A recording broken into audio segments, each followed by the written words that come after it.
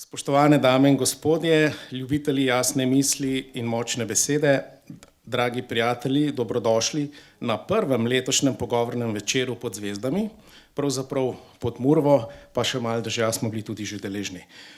In seveda v okviru goriških večerov tukaj v Tabri, ki ga organizirata Društvo Zapisi in Društvo Tabor nad Dornberkom v sodelovanju z deželnim sedežem Raj za Furlanijo Julijsko krajino slovenski program.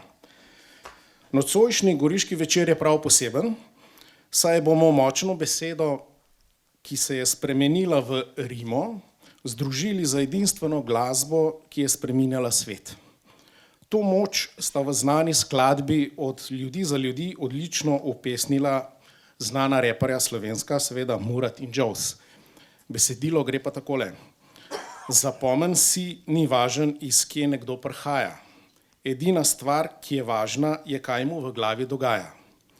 Od tega je odvisen, ali je out, ali je in to misel bi rad zabil v tvojo glavo tako kaklin.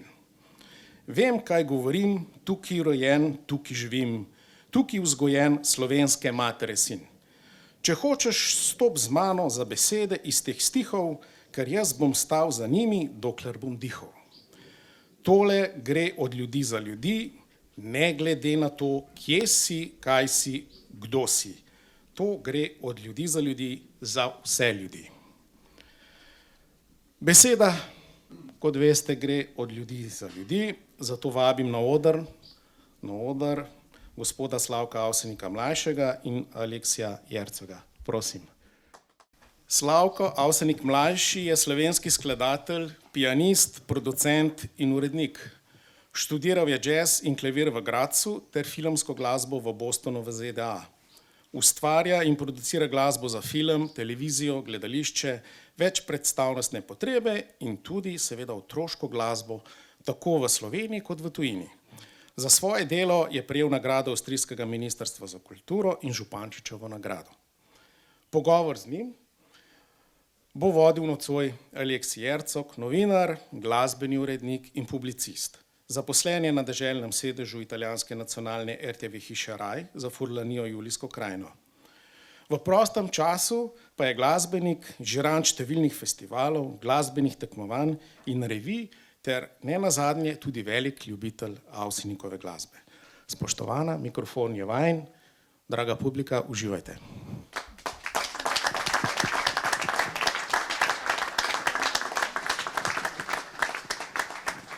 Spoštovane obiskovalke, cenjeni obiskovalci in dobrodošli na nocojšnjem goriškem večeru tu na Tabru.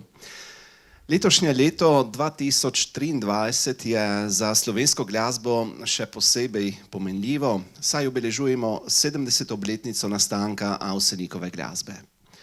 Začetnika in utemeljitelja te glasbe sta bila vsem vam dobro poznana brata Slavko in Vilko Avsenik, dvojica glasbenikov, ki je bila zapisana pod vsakim naslovom skladb, ki jih je v 40 letih delovanja posnel njun ansambel bratov Avsenik. Harmonikaš in komponist Slavko Avsenik in njegov brat, klarinetist, aranžer in producent Vilko Avsenik sodita med tiste vse redkejše glasbene ustvarjalce, ki bi ne potrebovali nikakršne predstavitve. Njune glasbene stvaritve so namreč segle v srca milijonov poslušalcev in združile ljudi vseh starostnih stopenj ter socialnih in zemljepisnih pripadnosti. Od alpskega prostora do vsepovsod, kjer živita in se ohranjata slovenska beseda in duh. Njuna avtorska glasba je ob zborovstvu in godbeništvu postala eden najprodornejših izrazov slovenske množično zaznamovane kulture. Če je v domovini marsikatera Avsenikova uspešnica že skorajda ponarodela, je na tujem celo odraz slovenskosti. Gre torej za največji in mednarodno najodmevnejši projekt v zgodovini slovenske zabavne glasbe. Njuno delo danes nadaljujejo potomci Slavka Avsenika. Po eni strani Slavkov vnuk Sašo Avsenik, ki nadaljuje tradicijo igranja v živo s svojim čedalje bolj priljubljenim in uveljavljenim ansamblom, po drugi strani pa je nekoliko drugačno skladateljsko pot v svetu akademske glasbe ubral Slavkov sin, Slavko Avsenik mlajši, ki je gost današnjega večera na Tabru in od katerega boste izvedeli marsikaj zanimivega tako o njegovem ustvarjanju, kot tudi o glasbi njegovega očeta. Slavko Avsenik mlajši, lepo pozdravljeni in dobrodošli na Tabru. Se res veselimo, da ste se odzvali povabilu. Hvala lepa vsem. In tudi me zelo veseli, da sem danes lahko tukaj z vami, počaščen sem, predvsem pa tudi, da lahko se pogovarjam o tem z takim poznavalcem in avtorjem številnih knjig o Avsenikovi glasbi, kot je Aleksij. Vse skupaj se je začelo v Begunjah na Gorenjskem, kjer sta se brata Slavko in Vilko Avsenik rodila, sploh začela igrati in kjer je njuna družina upravljala gostilno. Kako se je svojih začetkov spominjal pred 10 leti sam Slavko Avsenik, pa preverimo skupaj.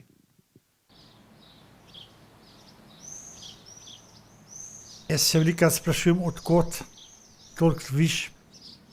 To je neskrivnost od narave. A imaš ali pa nimaš. Takrat je bilo zelo zanimivo. Narod je bil lačen, narod zabavnih domačih viš.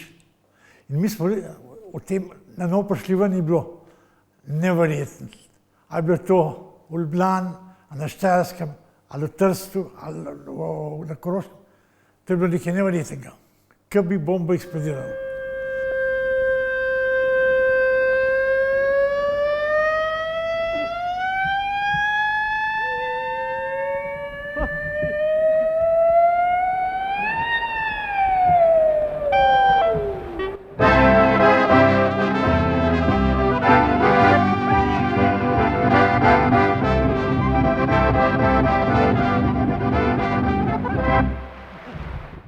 Avsenikova glasba je bila ob svojem pojavu leta 1953, se pravi natanko pred 70 leti, prava novost in prelomnica v slovenski glasbi.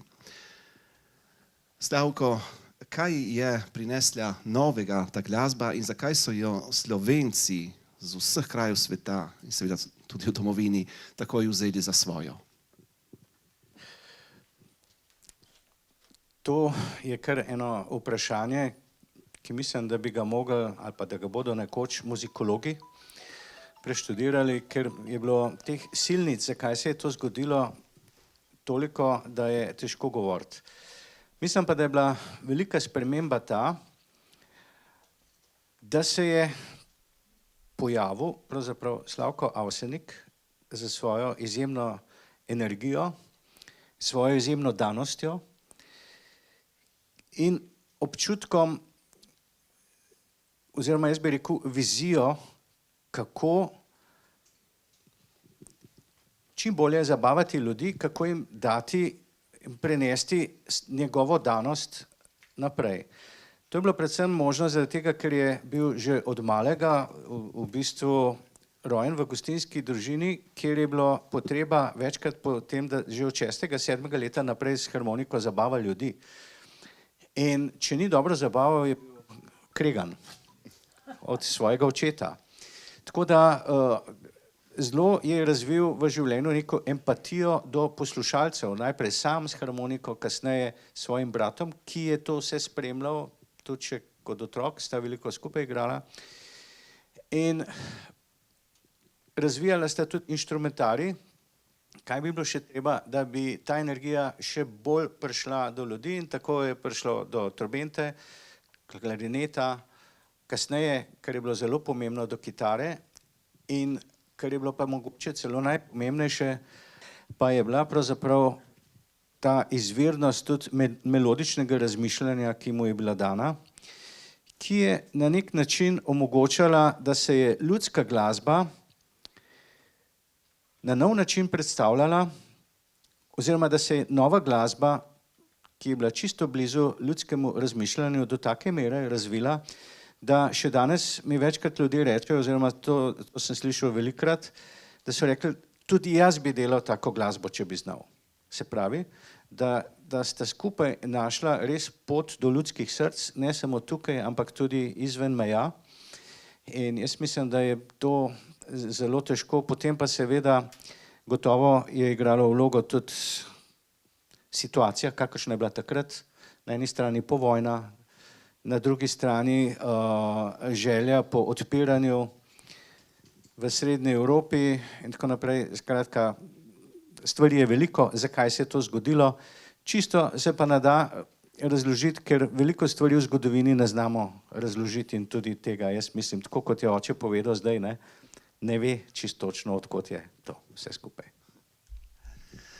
Slavko, se bova tikala kot se sicer, čeprav smo v uradnem večeru.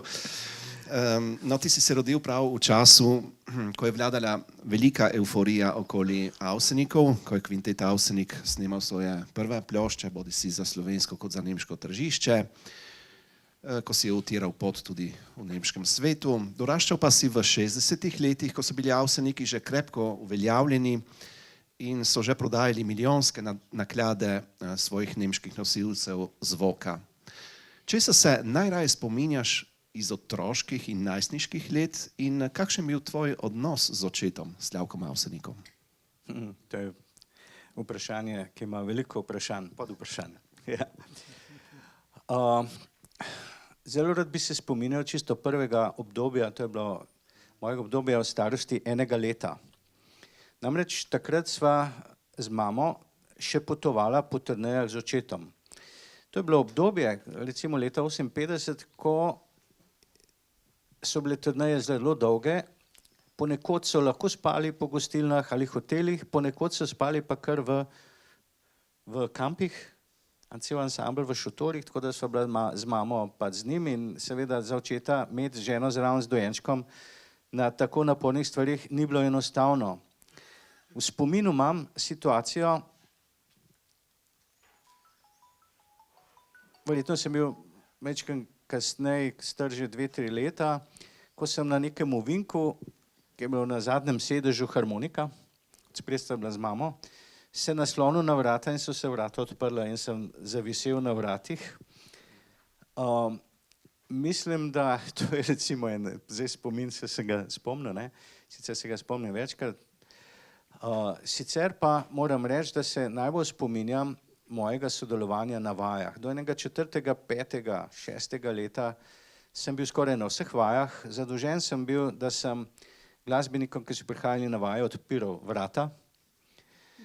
Odprl vrata, vedno je ponavadi prišel prvi Bine, da je sestavil v miru klarinet, se je uigral, potem košir, da se je, kot je rekel, uplozel.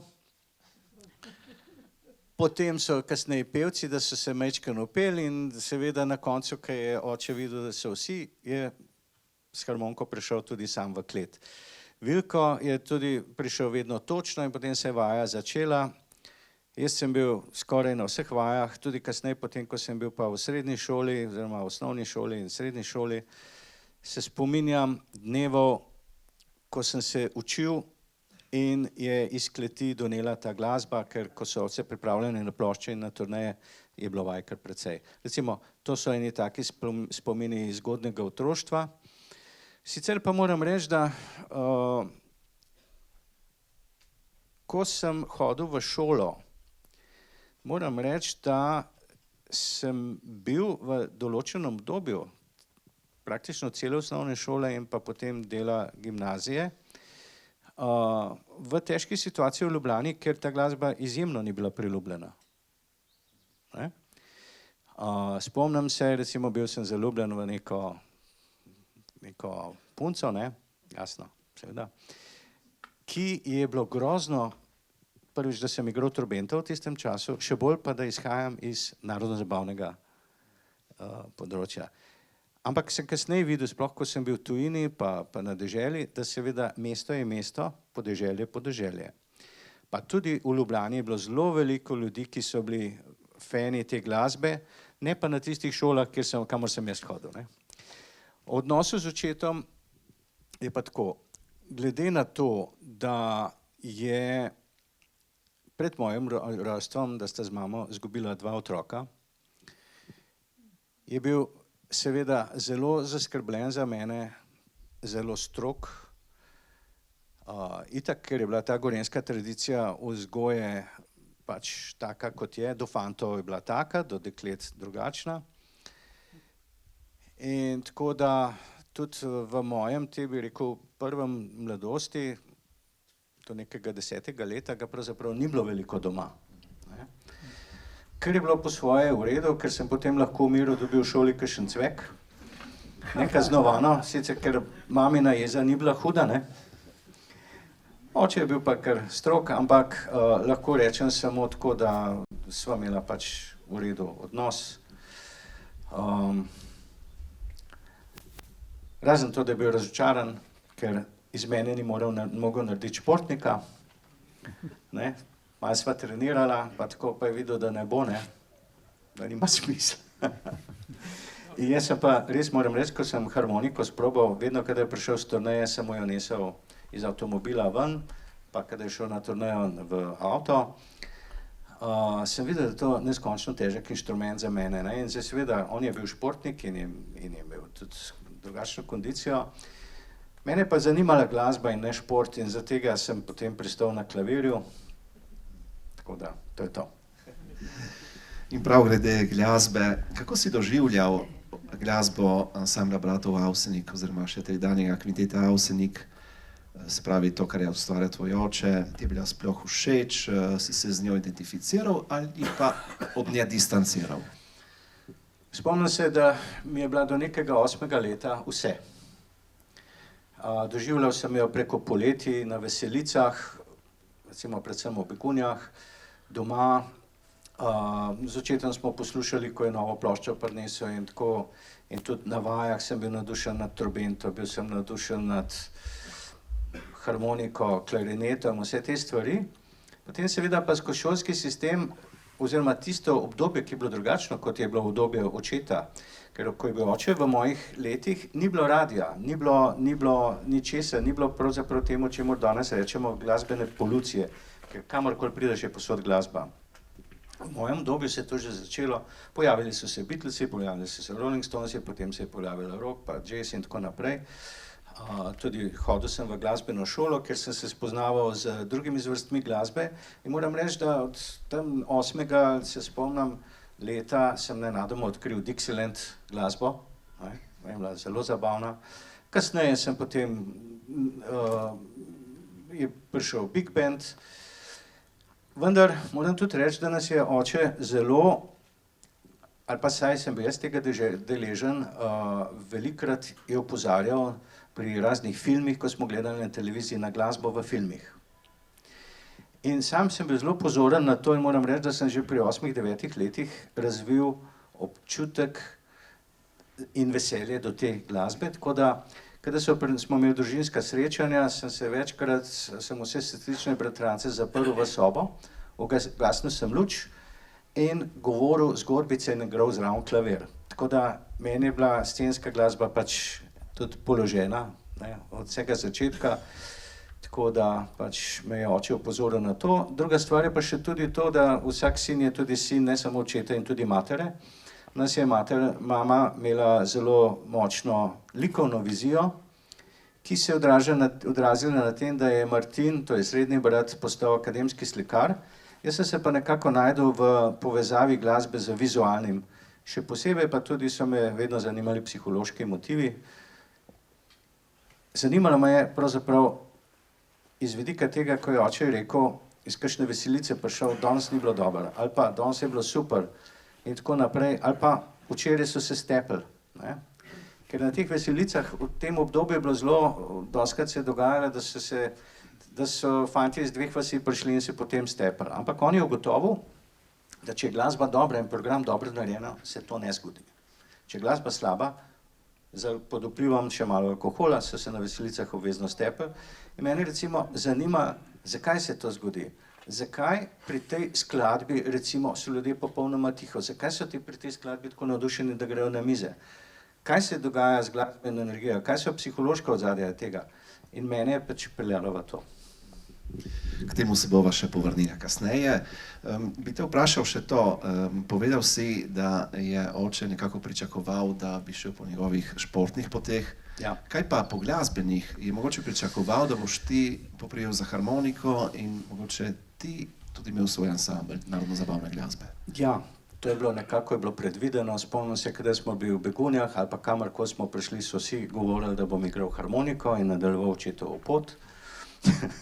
Seveda se mi je zdelo fajn, ne, da bom to delal, dokler nisem prišel do tega, da bi to moral delati. Ne. Potem sem, ja, če se vrnem na vprašanje, oče je seveda na eni strani pričakoval, ne, na drugi strani pa je bil skeptičen, ker je vedel, namreč jaz mislim, da za njegovo glasbo je bila tudi pomembna 100% ali pa če rečem 1000% predaja publiki. On, ko je bil na odru, je 1000% iskreno posredoval svojo glasbo publiki. Jaz sem pa kasneje ugotovil, da me zanima toliko zvrsti glasbe in tudi moram reči, da na to precej vplival tudi Vilko. Vilko je vsakeč, ko je prišel na vajo, mi povedal neko stvar, je rekel, lej, tlele, interval sekunda. Ta je zelo pomembna v naši glasbi, zato pa zato. Ta ritem je tak, to je tako, poglej to harmonijo, kup si tisto knjigo, ne, in seveda jaz sem se v glasbo poglabljal in me je to odnašalo nekam drugam. Tako da oče je potem začel razmišljati, da bom jaz verjetno šel po Vilkovi poti. Mene je pa pravzaprav zelo hitro začel motiti, da sta bila drug od drugega zelo odvisna. Namreč, ko sem nekoč na klavir naredil skladbo, sem pokazal mami, sem rekel, poglej, kako mi je fajn rata, je rekla, ne vem, daj počak, da Vilko pride, pa bom povedal, če je fajn, če se da iz tega kaj narediti, ne. Ne, in jaz sem pa potem, seveda, ko se ukvarja z glasbo, vidiš, da pravzaprav Vilko in Slavko, skladatelj in aranžer ali umetniški vodja, je pravzaprav v zgodovini redkost. Ponavadi je vsak skladatelj bil to vse sam. Ne? Sam je imel idejo, sam je potem tudi napisal, sprevedel za orkester ali karkoli. Ne? Tako da jaz sem se bolj v to najdel in oče je potem malo videl, da ne bo šlo čisto tako, ne? Ampak moram reči, da me je podpiral v vseh mojih razmišljanjih, nisva imela problemov, razen to, da je bil potem, ko je bil starejši, večkrat razočaran, da nisem jaz tisti, ki bi zdaj vzel harmoniko, ne. Po eni strani je čutil, da nisem ta prav, ne, zato, ne, ker je skozi ljudi videl, da je to tako. Po drugi strani mi pa tudi ni želel čisto ovirati, čeprav je nekoč je res rekel, zdaj pa ti dam samo še 5 dni, pa se odloči, a boš ali ne boš. Sem rekel, lej, a ti ne moram, ne. S tem, da bila je še tudi situacija taka, da me je najprej vprašal, on je pravzaprav želel, ko je videl, da ne grem po tej stvari, po tej straneh, je želel, da bi postal kuhar, ker je rekel, lej, te bomo dali, boš študiral v najboljših šolah za kuharja in boš potem vodil gostilno. Tudi to ni šlo, ne. Sicer kuham rad, čeprav moram reči, da samo takrat, kadar je nujno potrebno, ker žena tako dobro kuha, da mi ni treba. Ampak, da bi bil poklicni kuhar, ker lahko rečem, da je to veliko bolj siguren poklic, sploh pa danes, ko kuharjev ni. Ne, pri meni je bila glasba premočna in potem se je pač tudi oče na nek način vdal in videl, da bom študiral in tako naprej. Slavko, mogoče še par besed o tvojih bratih, Martinu in Gregorju. Oba sta se rodila 4 leta razlike, eden od drugega, ne? In tudi ona dva sta študirala glasbo, vsaj na začetku. Ja. Martin je opravil, to je srednji brat, ki je 4 leta mlajši od mene, je opravil 10 razredov klarineta in pa mislim, da 8 letnikov klavirja. Vendar ga je potem, ko je prišel od vojakov, mislim, da je šel po srednji šoli takoj v vojsko, se je odločil tam, da se bo posvetil risanju, ker ga risanje bolj potegnilo in je kar hitro mu uspel, da se je pripravil tako daleč, da je bil sprejet na likovno akademijo in njega je potegnilo v to, kot bi rekel, kot sem prej omenil, da je po materini strani, ki je celo življenje tudi stremela k temu, da bi kdaj risala, ne, na koncu v pokoju imela malo teh možnosti. Medtem ko Gregor je pa tudi naredil, mislim, da 6-7 letnikov klavirja, mogoče več zdaj čist ne morem tega reči, ker se ne spomnim. Namreč jaz sem šel od doma z 18 letom, ko je bil on star 10 let. Tako da vsega ne vem, vem pa, da je zelo hitro poprijel za klasično kitaro in da je bil v tem izredno dober. Njegov učitelj je bil profesor Rus, sodeloval je v kitarskem orkestru in tudi sam večkrat sodeloval na teh tekmovanjih, zelo uspešno, ali solistično, ali v duetu. Tako da potem mislim, da je delal srednjo glasbeno in da je šel na akademijo. Potem pa ste le dočakali tistega glasbenika, harmonikaša, ki je nadaljeval pod Slavka Avsenika, družinski član oziroma sin Gregorja Avsenika, to je Sašo Avsenik. On torej to čuti, to poslanstvo, da nadaljuje s to tradicijo igranja Avsenikove družine, predvsem ansambla bratov Avsenik. Kaj se ti zdi, da ima on v sebi, kar mu omogoča tako uspešno obujati delo svojega starega očeta in torej peljati naprej družinsko tradicijo igranja v živo?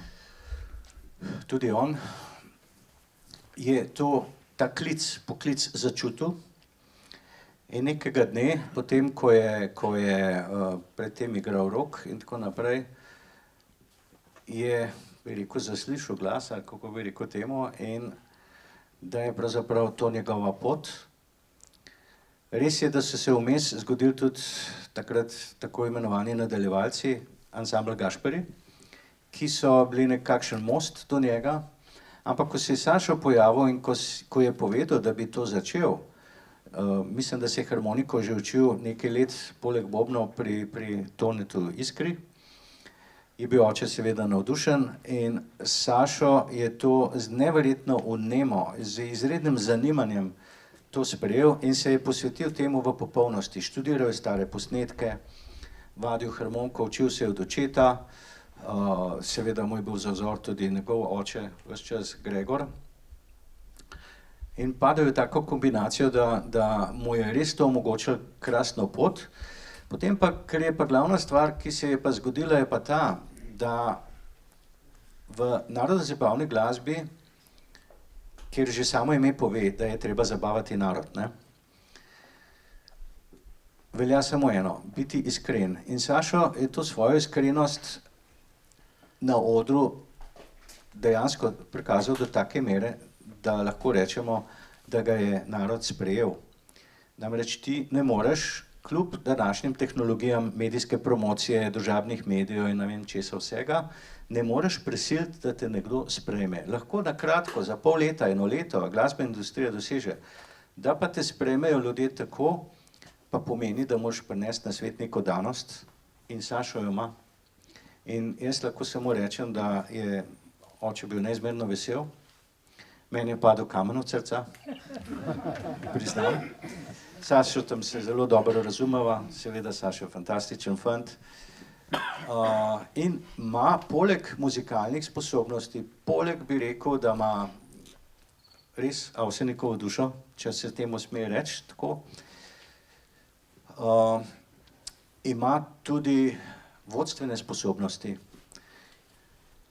In sicer on ni tak vodja, ki bi rekel, da tolče z roko po mizi in tako naprej, ne? Ampak je empatičen ne samo do publike, ampak empatičen tudi do svojih soglasbenikov, ker je seveda težko, kot sami veste, sej na koncu voditi ansambel ali pa voditi neko podjetje ali pa voditi kakršnokoli skupino, ne, društvo, je vse isto. Delati treba z ljudmi in nekaterim to rata, vsakemu pa ne. Ni vsak za to in Sašo je za to, tako da lahko rečem samo, da je res izredno lepo sprejet, posod, doma in v tujini. Tako dobro, da smo sam presenečeni. Predlagam, da si gledamo en kratek izsek iz dokumentarnega filma Spomin naših 60 let ob Avsenikovih melodijah, ki sem ga sam režiral pred 10 leti, v katerem boste videli skupaj prav te tri Avsenikove generacije, se pravi gospoda Slavka, sina Gregorja in Sašota, o kateremu smo sedaj prav govorili. Nisem imel nič vada še danes. Veš, Ja, jaz vižbam. Sreča, meni treba kitare zdaj laviti. Sodelovanje v družini je zelo zanimivo, ker nas povezuje glasba predvsem. In seveda kot veliki ljubitelj Slavka Avsenika, mojega starega očeta, bil sem fasciniran, ko je tudi po 4 ure na dan v dnevni sobi sedel in igral tisto harmoniko in kako je lepo zvenel, je bilo velik užitek poslušati. Kjer je pa najtežje, ko še igral? tole, Vsi do vsi. to zdaj iglo. A tole? Po moje pa švicarske Alpe, kaj prav? Ne, tale, ne.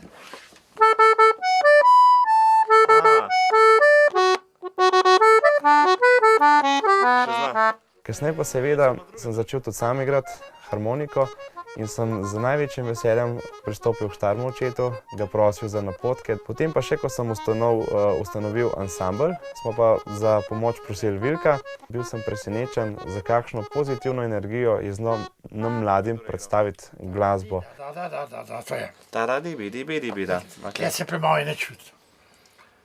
Čim eno je profesionalno, če pa ni ene, je pa zmazan. Da je ritem nastavljen, ne? Moram reči, neverjetno. Dela noč in dan, vežba, koncertov ima razprodani že kar cel let naprej, pa gre ga z njim s kitaro. In to je za mene, pa za brata Prima, za družine. Obenem pa narod bo še naprej imel dosti naše Avsenikove glasbene.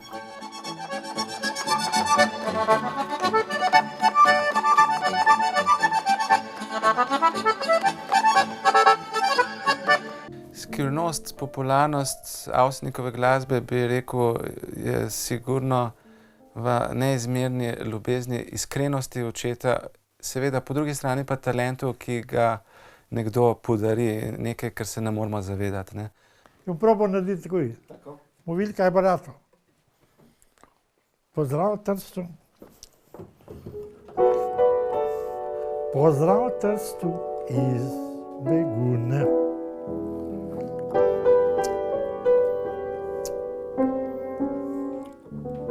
Vsebina, ki jo podaja ta glasba, je brezmejna, neskončna. Druži nas ne glede na usmeritev, na geografsko poreklo in tako dalje. A je, pozdrav Trstu iz Begune.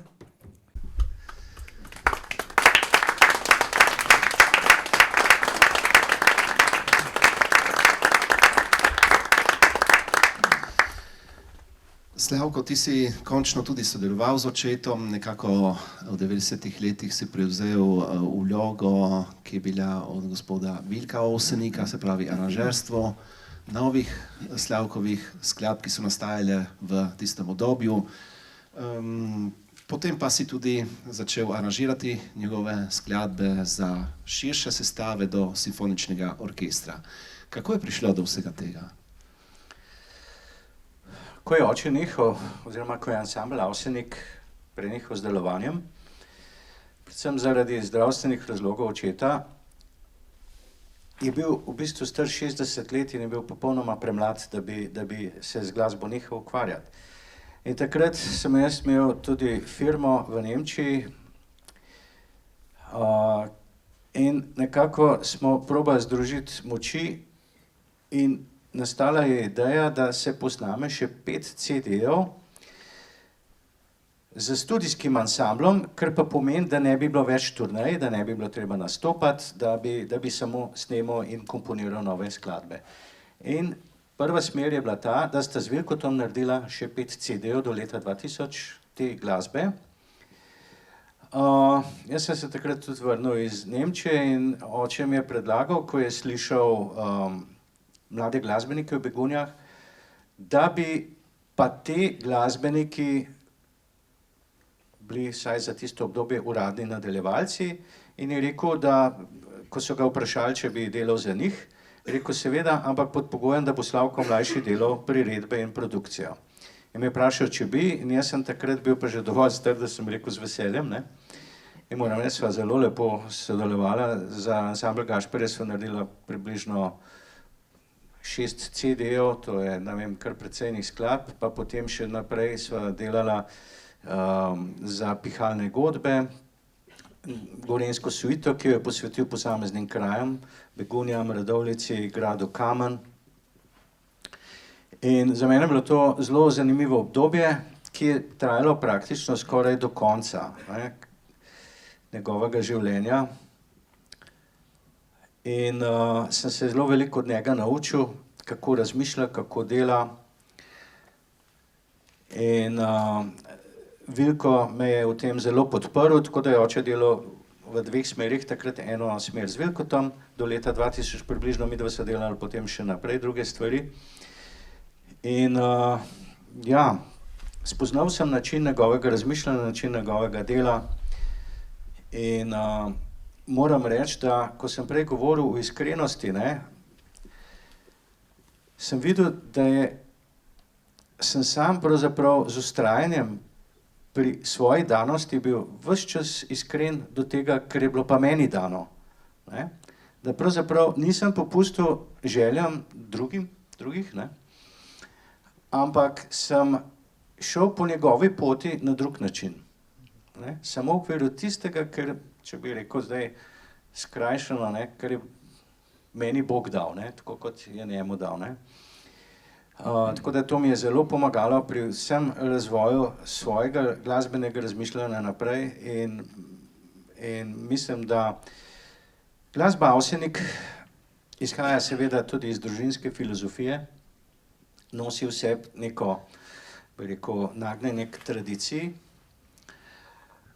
vendar je naša družina tako široka, če pogledamo, v naši družini so tudi širši družini po Vilkotu, po Slavkotu, imamo zdravnike, imamo pravnike, imamo arhitekte, vse možne ljudi in vsi na nek način nadaljujemo pravzaprav družinsko filozofijo oziroma tradicijo, ki je iskrenost do tistega, kar delaš oziroma do svoje danosti. Tako da moram reči, vsaj potem, ko se Sašo tudi pojavil, se je oče veliko bolj sprijaznil tudi z mojim delom. Sicer se v glasbi pravzaprav nismo nikoli doma veliko pogovarjali, ker to je tako, kot se ponekod ne smejo pogovarjati v politiki, tako se pa nas nismo o tem itak pogovarjali, ampak v glasbi pa tudi ne, zato ker ima vsak neko svojo predstavo. Gregor svojo, jaz svojo, Martin svojo in najboljše je bilo, da se nismo pogovarjali, vsak je delal to, kar je mislil, da je prav. Zanima me, kako se lahko sploh glasba, ki sta jo ustvarila brata Avsenik, vsekakor v bolj recimo razvedrilne namene, tudi za ples recimo, sprelevi v simfonično obliko, ki je namenjena poslušanju, se pravi, začela se je kot nekakšna razvedrilna glasba in danes jo poslušamo tudi v simfonični obliki, v koncertnih dvoranah in tako naprej. In kakšen je pri tem tvoj pristop do aranžiranja polk in valčkov? Ja. Ko sem študiral v Ameriki, sem bil nekajkrat v situaciji, da so me ljudje vprašali, kakšna je pa vaša glasba v Sloveniji? Nisem znal veliko, ampak znal sem pa nekaj teh skladb od očeta in sem jih zaigral na klavir in so bili ljudje navdušeni. Predvsem moram reči, da bolj belci kot črnci, ker Amerika pač taka. Ampak ugotovil sem, da jim pa zvok kvinteta ni všeč. In takrat sem začel potem razmišljati, da pravzaprav se je glasba s kvintetom, so se te prekrasne melodije rodile, da je kvintet samo pravzaprav rojstna oblika te glasbe, ki je seveda avtentična in glede na to, da je konzervirana na posnetkih večna, vendar so te melodije pre nekatere sposobne, da jih v vsaki možni zasedbi prenesemo in s to idejo sem se vrnil iz Amerike. Tako da sem potem začel, sem videl, prenesel najprej na področje popa, ker sem recimo naredil tiste dve priredbe Senorita Margarita, ker je bila na avtocesti in tako. In kasneje potem, ko sem spoznal svojo ženo, ki je zborovska pevka, Tamara Avsenik, ki je tudi izrasla v bistvu iz narodno-zabavnega okolja, kajti njen oče je bil Tone Žagar in je še vedno, Tone Žagar, ki je bil en med prvimi udeleženci in celo zmagovalec Številjanskega festivala, je me je navdušila tudi v razmišljanju v zvezi z zborskim petjem. Celo pravzaprav še prej sem zvedel, ne, da nekdo mi je nekoč rekel, Avsenikov glasba pa ne bo, veš, en glasbenik je rekel, ta ne bo šla v zgodovino. Sem rekel, zakaj pa ne? Rekel, zaradi tega, ker se ne poje, ker ljudje jo ne morejo peti, ker je pretežka. Ne, to je bil zame seveda izziv, evo, in smo naredili kar nekaj potem priredb in danes lahko rečem, celo v Begunjah smo, takrat, ko je še moja mama bila in tudi Tamara je pomagala, naredili festival zborovskega petja, 3 so bili, imenovali so se, sem pa pozabil, no, skratka, festival, na katerem so različni zbori peli priredbe. Vriskal sem pel, hvala lepa. In lahko rečem, da od takrat kar veliko zborov po Sloveniji že poje Avsenikovo glasbo, oziroma je postalo logično, da se da tudi to peti. No, iz tega je pa prišla potem, oziroma še iz Amerike želja za simfonične priredbe. In ko sem delal na Helidonu, sem imel možnost spoznati nekatere ljudi na RTV Sloveniji, ki so bili vplivni in trajalo je 10 let približno do tega, da se je ta ideja resnično prijela in da so mi na RTV omogočili, da smo dobili simfonični orkester na razpolago. Na začetku je bil kot producent, se pravi, je bil Mojmir Sepe, Marko Bonih je pa prevzel dirigiranje orkestra in takrat nas je več delalo te priredbe. Koncert je bil zelo uspešen. Kasneje pa se je seveda to nadaljevalo in leta 2017 smo imeli potem naslednji zelo velik odmeven koncert v Cankarjevem domu. In nekako se mi zdi, da so mnogi spoznali, da ta glasba resnično lahko živi v kakršnikoli obliki, v kakršnemkoli energetskem okolju, če se tako izrazim. Seveda pa lahko potolažim, da nikoli vse vas poslušalci nikoli ni bil zamišljeno, da bi to zamenjalo originalni zvok Avsenikov, ker to je bilo res nekaj posebnega. Vendar je omogočilo številnim ljudem, ki so imeli odpor do te glasbe, da so to glasbo dojeli drugače in mislim, da je danes stanje tudi zaradi tega drugačno. Avsenikov glasbe. Če se strinjaš, bi si ogledali trenutek oziroma en krajši izsek iz Slovenske filharmonije, posnetek, tvoja priredba. Tukaj bi pa se moče smem omeniti. Seveda. Preden je oče umrl, leta 2014 je prišla želja iz Društva slovenskih skladateljev, da narediva nekaj skupaj. In obljubila sva, da bova. Vendar je potem ga prehitelo in odločil sem se, da bom združil 2 skladbi, in sicer Gorenjski nagelj ter Martinovo polko posthumno, ker sva to skupaj naredila v to priredbo, ki je bila potem izvedena v tukaj krajši izsek v filharmoniji. Torej, Gorenjski nagelj. Gorenjski nagelj.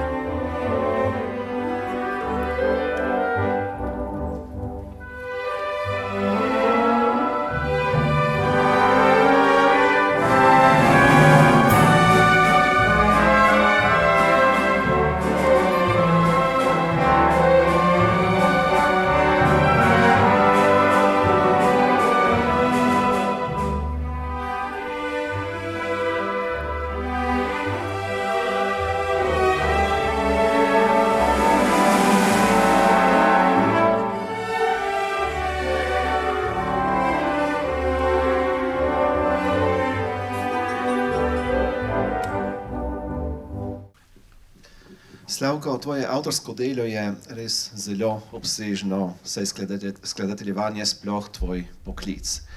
Pisal si, oziroma še pišeš, scensko glasbo, glasbene kulise filmov, glasbo za gledališče, glasbo za televizijo, za oglase, za otroke, celo za dojenčke, samostojne skladbe za najrazličnejše sestave, Ne smemo pozabiti niti na jazz, ki si ga gojil v najmlajših letih. Priredbe, katerekoli oblike, vse do letošnjega vrhunca oziroma lanskega opernega muzikla.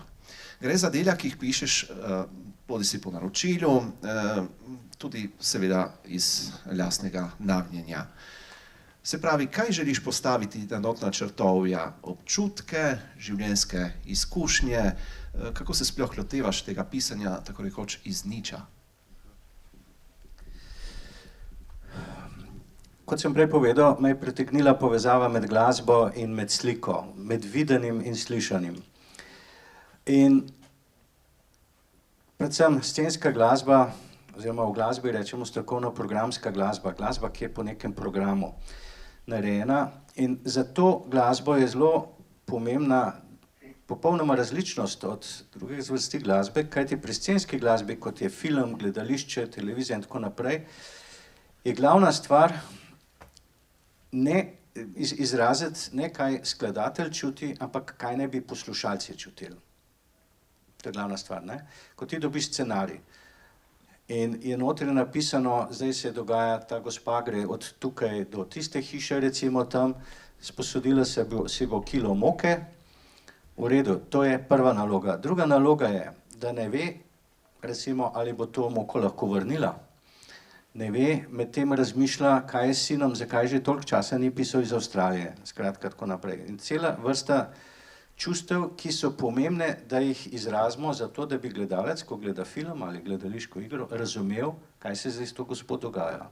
In zame, kot sem rekel, je zelo pomembno, da vidim zdaj posnetek te gospe, da mi režiser pove, kakšen občutek potrebujemo, in za tega mi je bilo v življenju zelo pomembno spoznati čim bolj številne glasbene zvrsti, ker ti vsaka glasbena zvrst ima neko svojo energijo, nek svoj psihološki naboj. In pravimo, da recimo skladatelj v gledališču ali v filmu je pravzaprav nevidni igralec. In kot se za vsakega igralca spodobi, se tudi za glasbenika spodobi, da naj bi dober igralec znal biti komik, naj bi znal sodelovati v drami, naj bi znal v raznih različnih situacijah sodelovati, kot tudi za skladatelja filmske in druge take scenske glasbe, pomembno, da zna izražati različna občutja. Tukaj mi pride prav na eni strani, da sem mednarodno zabavne družine, tako da za ta del je poskrbljeno, ne. Ostale stvari sem se pa tokom življenja tudi naučil, in ker me je vedno zanimala tudi psihologija, sem pač te stvari povezal. To je recimo moje, to, kar je, v čemer sem se našel. Mogoče bi si ogledali en košček iz filma Princ na belem konju. Ja, to je oddelek iz Lipice, ne? Tako. A lahko pogledamo čist na kratko, kako je. Gre za en segment cikla filmov o družini Erjavec na počitnicah. Pride v Lipico in tam vidi konje. In te konje, ki se tam, kot vsi veste, sprehajajo, so posneli brez glasbe. Tako boste videli najprej na začetku na hitro, kako je brez glasbe, potem pa boste videli, kaj je treba narediti, da te konji izpadejo čim bolj naravno, kot da so plesali na glasbo, čeprav niso. Tako da, prosim.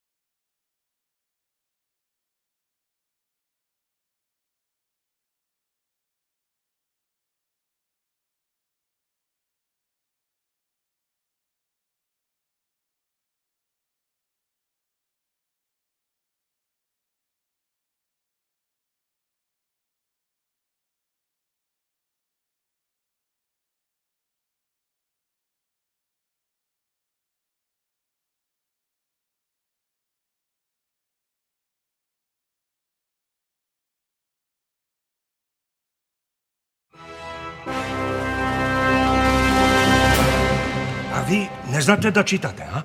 Kaj?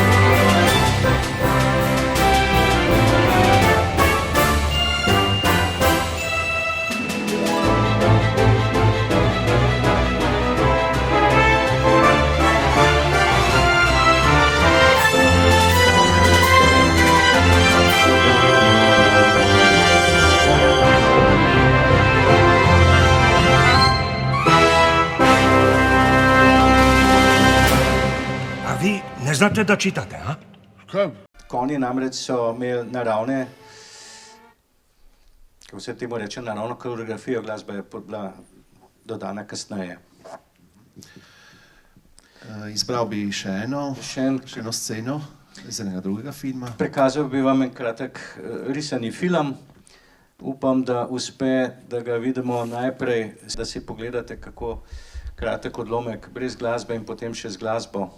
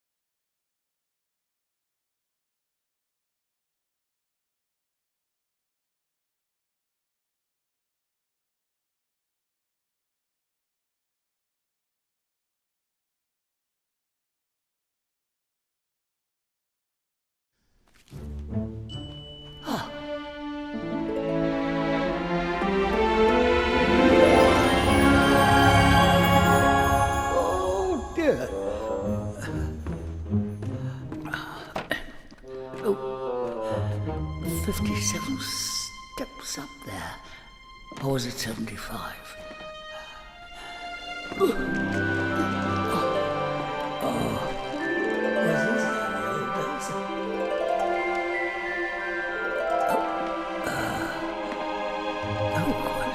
Quite a distance.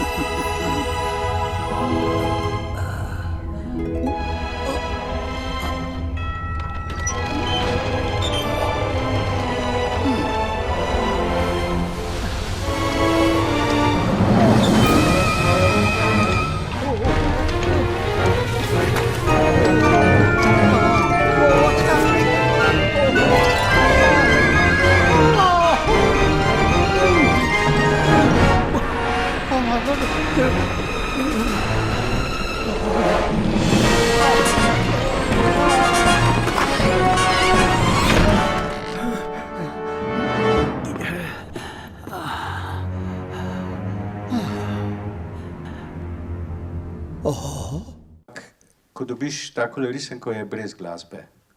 Ne? In potem se moraš sam odločiti, kako boš, kaj se bo dogajalo, kako boš podprl akcijo, strah, napetost, vse te stvari. Scenska glasba pomeni tudi glasba za gledališče, tudi to veliko pišeš. To je sodelovanje z gledališčem Studenec, je tudi dolgoletno, lahko rečemo. Ja. Kaj bi povedal še o tem? Povedal bi, da imamo letos 12-tič pri predstavi, letos imamo eno zanimivo francosko komedijo. Tukaj imam pa en odlomek iz lanskoletne, ki je bila 10. brat. V gledališču na Studencu je nekako običaj, da je kar precej petja, tako da lahko rečemo, so to bolj spevoigre ali pa domači muzikli. Tako da imamo srečo, da je kar nekaj dobrih pevcev, igralcev, ki pojejo in tako imamo tudi recimo tale primerček, ki ga boste videli, kot sem rekel, iz 10. brata. Poje Štefica Graseli, ki igra Manico, grajsko gospodično. In v tej skladbici si želi, da se učitelju ne bi zgodilo nič hudega, oziroma da bi prišla skupaj in da bi pač malo se ljubezen zgodila, ne?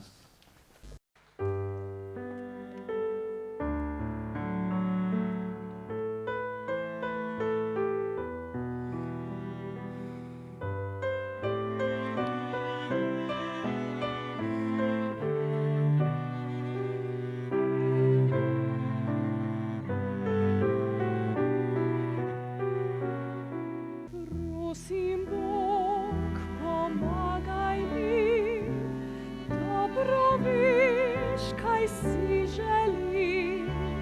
Rada bi v njegov objem, saj srečna bom le, saj je srečna bom le z njim. Prosim, Bog, pomagaj mi, dobro veš, kaj si želim. Rada bi v njegov objem, saj srečna bo le, srečna bo le z njim, le z njim. Lovro, a si me moral tako ustrašiti? Samo zato, da bi bila malo huda. Vrhunec dela vsakega skladatelja predstavlja opera. Že dalj časa, Slavko, si razmišljal o tem, da bi se ukvarjal s pisanjem opere, lani pa si le dokončal delo, katerega žanrska definicija je operni musical. Junak tega dela je izumitelj Nikola Tesla, zato te bom vprašal, in že to je zanimivo, zakaj si skupaj z libretistom Nejcem Gazvodo izbral ravno ta lik za junak svojega dela, verjetno najobsežnejšega, največjega, kar si jih napisal doslej. Kaj si želel s tem prikazati in še prej pa, kaj sploh pomeni operni musical?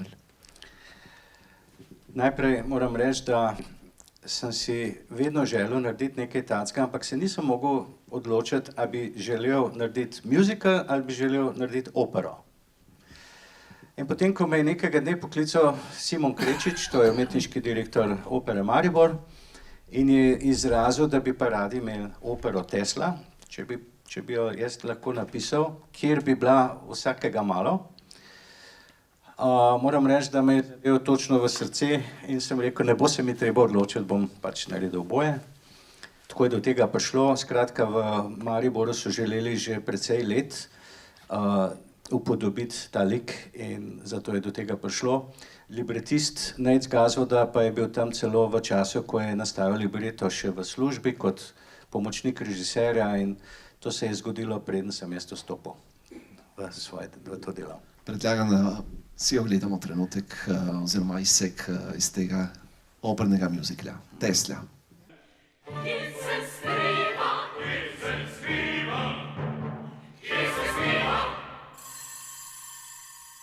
Brez skrbi, samo še malo in prosimo brez tožb, če bo preveč napeto.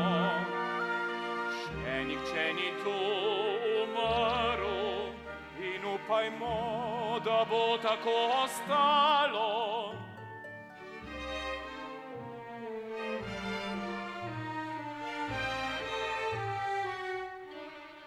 Nikola Tesla, Nikola Tesla. Nikola Tesla, veliki mag z Balkana.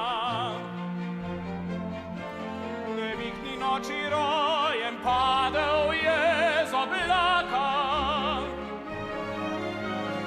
Nikola Tesla, ki z mislimi predmete suče in lovi. Kdo ugane kakšne barve, kdo ugane kakšne barve, kdo ugane kakšne barve so njegove oči. Okola zelene, okola zelene, okolje črno, okolje črno. Nikola Tesla, skrivnostni vojak svetlobe, žarnico prižge z dotikom dlani. Nikola Tesla, ki v glavi iz gume sestavi in pusti, da prihodnost jih napravi. O Nikola, o Nikola.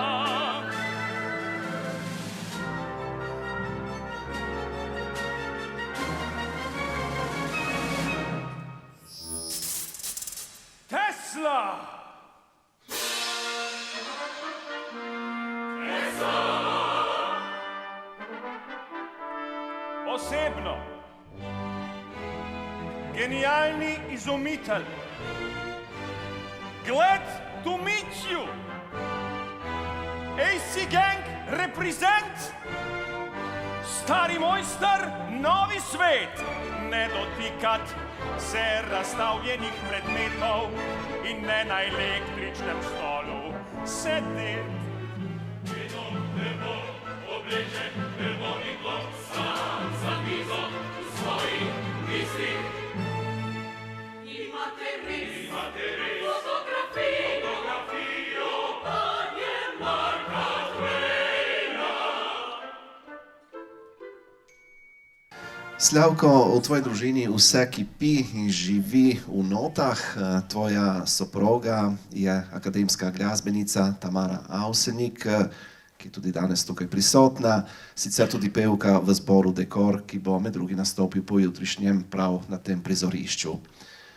Tvoj sin, Blaž Avsenik, je džezovski pianist, klaviaturist, tudi sam skladatelj in producent, hčerka Poljona pa zborovska pevka v večkrat mednarodno nagrajenem dekliškem zboru Škofijske klasične gimnazije v Ljubljani. No, če se trenutek ustaviva pri tvojem sinu Blažu, on je pokazal tudi posebno nagnjenje glasbi in je postal že uveljavljen pianist in klaviaturist. za kakšno glasbeno zvrst se je on opredelil in je sploh tudi on vzljubil glasbo svojega nonota? Ja, je. Sej mu je, mislim, da je v nekem mladostnem obdobju celo imel majhno harmoniko, s katero je igral. In tako da je rad poslušal to glasbo, vendar tudi njega je potem verjetno glasbena izobrazba peljala drugam, tako da je pač šel na področje, bi rekel, nekako bolj po mojih sledeh kot po Nonotovih, ne, kot praviš. Kljub vsemu pa je s to glasbo soočen in recimo mogoče lahko rečem, da je že večkrat uspešno sodeloval tudi z simfoničnim orkestrom. Leta 2017 sem napisal za njega posebno priredbo na avtocesti. Pred kratkim pa je v okviru kulturnega praznika 12. februarja v Trstu izvedel tudi skladbo Tam, kjer Murke cveto, v kateri smo združili moči, skratka 3 generacije. Slavko in Vilko, ki sta napisala to čudovito skladbo, jaz sem jo priredil in Blaž je potem zaigral na klavir. To je bilo v okviru praznika, ki je bil edinstven in v katerem se sodelujo vsi, organiziral pa je Marko Manin, ki je tudi danes tudi z nami, bil režiser te predstave. Ja. Tako, tudi res edinstven večer v Trstu, v glavnem je šlo za simfonično glasbo, slovensko glasbo, od daljnih časov pa do danes s posebnim ozirom še na Avsenikovo in prav z te prireditve si bomo ogledali posnetek Tam, kjer Murke cveto, to se pravi 3 generacije Avsenikov, avtor te skladbe Slavko Avsenik, aranžer Slavko Avsenik mlajši, na klavirju solist pa Blaž Avsenik.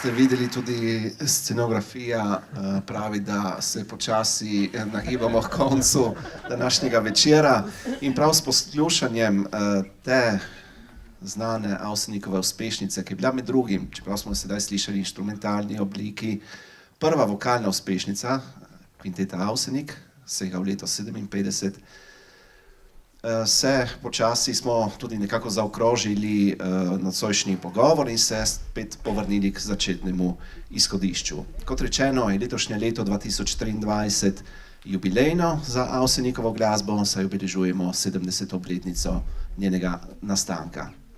Slavko, navsezadnje, kaj pomeni za vas, potomce legendarne dvojice Slavko in Milko Avsenik, ta obletnica? To pomeni nekaj neverjetnega, da ta glasba živi v bistvu že toliko let med ljudmi. In to presega v bistvu možnost naše fantazije. Zelo smo ponosni na to. Kajti odobravanje prihaja z vseh koncev sveta, lahko rečemo celo, da se širi po svetu, sicer ne v taki obliki, kot se je takrat, ampak spoznavajo različni narodi, različnih lokacij, geografskih lokacij in to nas zelo preseneča in veseli smo, da je nekaj tako lepega prišlo v bistvu iz naše strani, iz naše Slovenije. Po drugi strani za nas kot družino pomeni to že, vsaj za mene, vsaj 65 let življenja s to glasbo ali pa ob tej glasbi. Za brata Gregorja, ki je prevzel to odgovorno in težko nalogo, svojo družino, recimo celotnega kompleksa v Begunjah. Za naju z bratom Martinom še posebej tudi živeti ob tem je nekaj posebnega in biti v bistvu to, kar si, ne tisto, kar se od tebe pričakuje, ne? To je recimo ena velika izkušnja, ki nama je bila dana, tudi seveda enako bratu Gregorju. Kako ohraniti sebe, ko vendarle vsi pričakujejo, da ti nisi to, ampak si to, kar oni pričakujejo, ne? Tako da jaz mislim, glede na to, da sem v življenju spoznal veliko otrok, znanih ljudi, da smo jo dobro odnesli vsi skupaj. Kajti ta stvar je pravzaprav večja od nas samih. In jaz lahko rečem, da sem že zelo zgodaj spoznal, ko je mati odpisovala, naša mama, po 1000 pisem na mesec, ki prihajajo iz vseh koncev sveta, iz bolnic, iz domov starelih, iz vrtcev, šol in tako naprej. Kaj ta glasba ljudem pomeni, smo hitro dojeli, da ne živimo po knjigah, kako naj bi idealna družina danes izgledala. Kajti očeta ni bilo, mama je bila sama, mi smo imeli popolnoma seveda drugačno situacijo kot drugi in smo kmalu dojeli, da pravzaprav smo veseli, da kljub temu, da očeta nimamo doma, ampak da lahko izpolnjuje tako veliko nalogo, kot jo izpolnjuje in smo bili vedno seveda ponosni na njega in smo razumeli vse stiske, ki so bile tudi njegove edinstvene, to so stiske, kakršnih nima vsak. Stiske, ko si vpet v industrijo, ko si vpet v pričakovanja ljudi, ko si vpet seveda na taki višini tudi v razne politično-ideološke, ne, kakršne koli pritiske.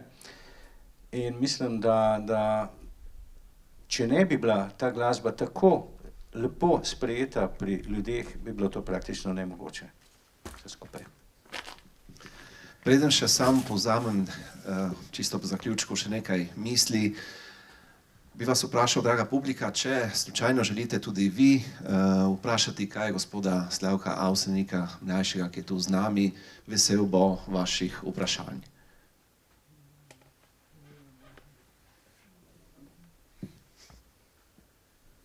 Mogoče ima kdo vprašanje za gospoda Slavka?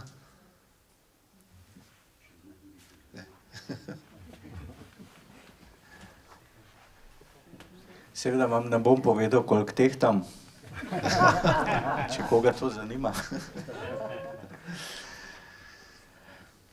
Bom pa jaz prevzel spet besedo in ob tej priliki bi se rad še sam zahvalil družini Avsenik za vsa ta dolgoletna sodelovanja. Še posebej sva povezana s Slavkom mlajšim, večkrat si piševa, veliko sva debatirala o glasbi na splošno, ne samo o Avsenikovi, tudi marsikaj sva pripotovala po sledeh Avsenikovih pričevalcev in krajev, kjer so snemali in tako naprej. Tako da sem res zelo, zelo počaščen, da ste me vzeli tudi za prijatelja. Absolutno, predvsem pa smo mi počaščeni, da imamo nekaj tako lepih prispevkov v obliki knjig, ki si jih ti prispeval, ker je treba se zavedamo se, da si kar lep del svojega življenja, svojega življenjskega časa, zdravja, namenil neki materiji, za katero recimo mi niti nismo vedeli, koliko so Avseniki recimo bili pomembni v zamejstvu tukaj v bližini, v določenem obdobju, ko so se pojavili v dolini na začetku, kaj je to vam pomenilo. Tudi sam moram reči, da sem s svojim delovanjem v okviru Števeljanskega festivala spoznal, da obstaja tudi drugačen občutek ali pa drugačen odnos do domovine, kot ga imamo žal v Sloveniji pogosto, ne? In če lahko ta glasba pripomore k temu in nas združuje pravzaprav, združuje ne samo doma, tudi po svetu, mislim, da smo vsi skupaj dobili nekaj res lepega, nekaj, kar nam izpričuje naš obstoj in nam daje upanje, da bo ta še trajal. Jaz bi samo še nekaj se spomnil na en tak pripetljaj dogodek, ki smo ga že prej načela v zaodrju. In sicer, ko smo zbirali gradivo za mojo zadnjo knjigo o Avsenikih, se pravi življenjepis Slavka Avsenika, ki je še v Mladinski knjigi, mi je uspelo nekaj, kar še sam Slavko je rekel, to se bo težko zgodilo. In sicer, da smo se združili vsi skupaj, se pravi vsi trije bratje Avsenik, Slavko mlajši, Martin in Gregor, in to v Begonjah, kjer smo marsikaj izvedeli, ne samo jaz od vas, pač pa tudi vi med sabo, kot si sam prej povedal. Bi še publiki povedal to. Ne vem, mislim, da se ni nikoli še zgodilo, da bi imeli v istem prostoru in istočasno vsi trije možnost odgovoriti na vprašanje, kakšen je bil pa vaš odnos z očetom. In to je bilo za nas tri izjemno presenečenje, ker smo ugotovili, da govorimo o treh različnih očetih. Nismo vedeli, da ga tako različno dojemamo. Jaz sem, kot rečeno, leta 1976 odšel od doma, star 18 let. Takrat je bil Gregor star 10 let. In ker je bil pri nas oče najmlajši, tudi v svoji družini doma, je seveda gledal na to, da so njegovi starejši bratje in sestre odšli študirati na poseben način in je verjetno to nekako tudi prenesel na Gregorja. Smo ugotovili pravzaprav, da je imel zelo različne odnose. Medtem ko je bil do mene zelo strog, je bil do njega manj strog in seveda ga je vsak popolnoma drugače doživljal. In naš oče je bil seveda več kot to. Potem, ko sem delal v Avstriji in v Nemčiji, sem slišal toliko zgodb iz različnih strani, različnih ljudi, da je bil pravzaprav ne samo to, kar smo slišali od nas samih treh, ampak je bil vse. Je bil res zelo široka, večplastna oseba in mislim, da je bil z vsakim od nas točno tak, kot je bilo za njega potrebno. Do mene je bil malo bolj strog, zato sem recimo ravnal v življenju tako, kot sem, ker je bilo treba, verjetno, ker sem oven v horoskopu, se mi zdi, da včasih se sprašujem, ali mi je namenoma neke stvari prepovedal, ali mi jih je prepovedal zato, ker je vedel, da bom točno to naredil, kar ne bi smel. Medtem ko pri Gregorju je bilo tako in sta tudi veliko preživela skupaj, ko je Gregor nastopal z njim, snemal z njim, jaz sem bil ves čas v tujini. Medtem ko Martin je bil pa doma, so imeli pa spet čisto drugačno sceno in zahvaljujoč se Aleksiju smo sami od sebe zvedeli pravzaprav, da govorimo o različnih stvarih in to nam je bila velika šola tudi za naprej in tudi danes vemo, da ko se pogovarjamo, da moramo pač spoštovati dojemanje vsakega posebej.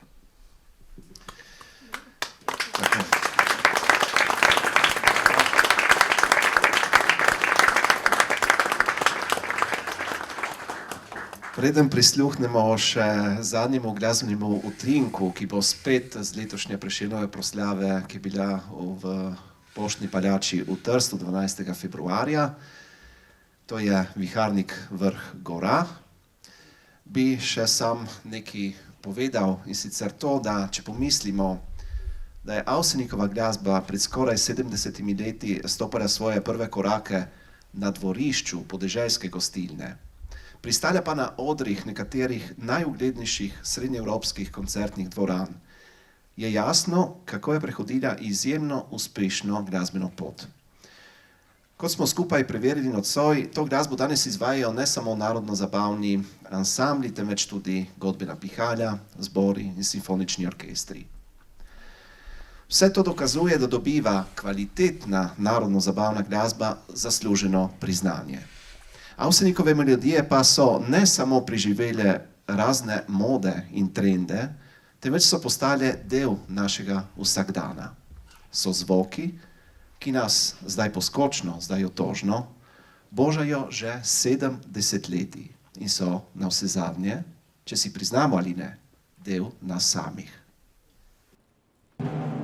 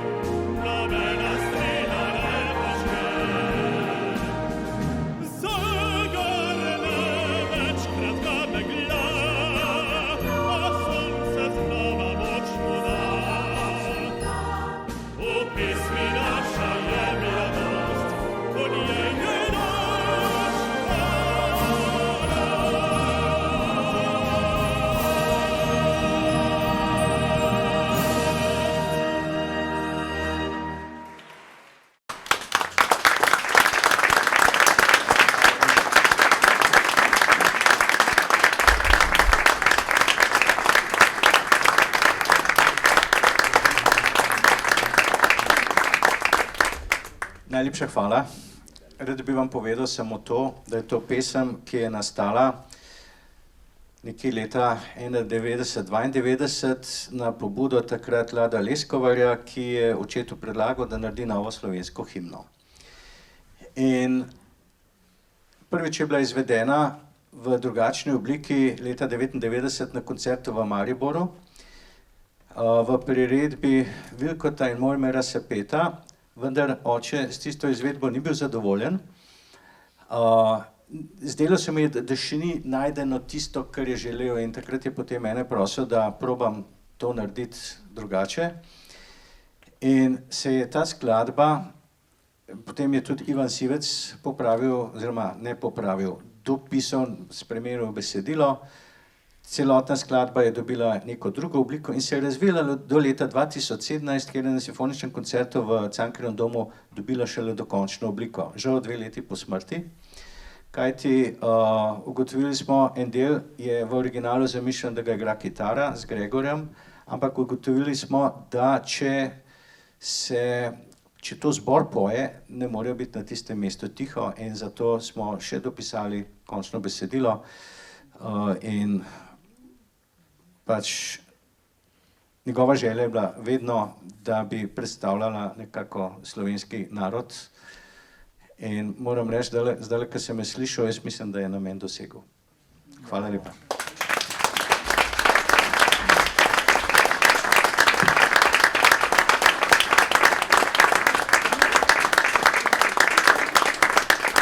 Iskrena hvala Slavku Avseniku mlajšemu za vsa ta čudovita pričevanja. Res smo doživeli nekaj posebnega nocoj tu na Tabru. Upam, da se spet srečamo kje in še kaj podoživimo skupaj. Vam pa, cenjeno občinstvo, želimo še naprej lep večer. Hvala lepa.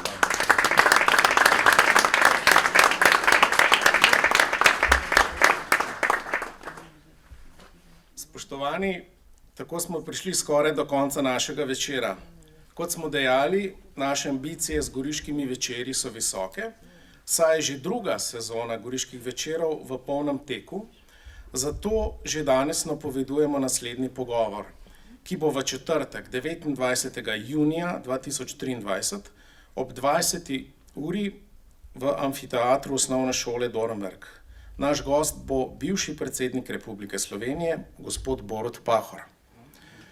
Glasbeni večeri Tabor 2023 pa se nadaljujejo jutri. V petek ob 20:30 s koncertom nastopata Tulio Furlanič in Marino Legovič, ter pojutrišnjem v soboto ob 19. uri za večerom zborovske glasbe in degustacijo vin vipavskih vinarjev. Vljudno vabljeni. Sedaj pa, dragi prijatelji, sledi še tisti neuradni družabni del nocojšnjih Goriških večerov, kjer bomo pokušali vina kmetije Barkola. Hvala lepa in srečno do prihodnjič. Lahko noč.